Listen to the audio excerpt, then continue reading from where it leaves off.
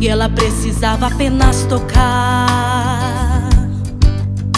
Há 12 anos que sofria de uma hemorragia sem cessar. Já tinha gastado todos os recursos e os médicos a desenganou. Ao ver a grande multidão, colocou em seu coração: se eu tocar nas vestes de Jesus, curada serei. Mas a multidão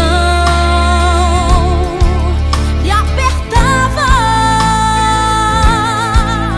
e aquela mulher doente e sofrendo se arrastava. Com esforço, de repente, ela tocou na orla das vestes de Jesus e foi curada. Quem me tocou? Quem me tocou?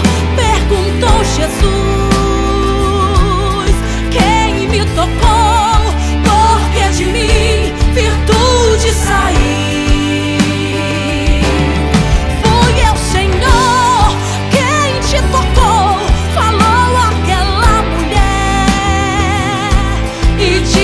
Jesus, tua fé te curou, tua fé te salvou. Vai em paz,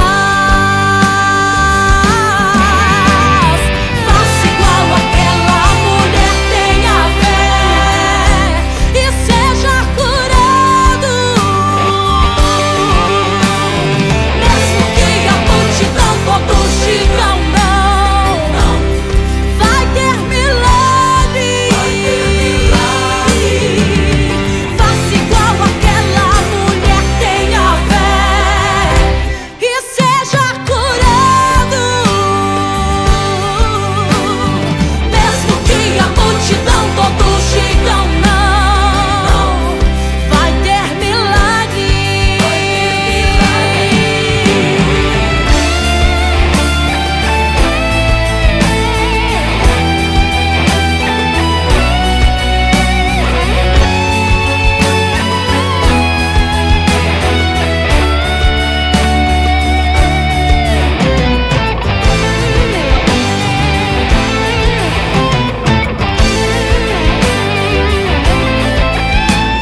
A multidão me apertava, e aquela mulher doente e sofrendo se arrastava. Com esforço, de repente, ela tocou na orla das vestes de Jesus e foi curada.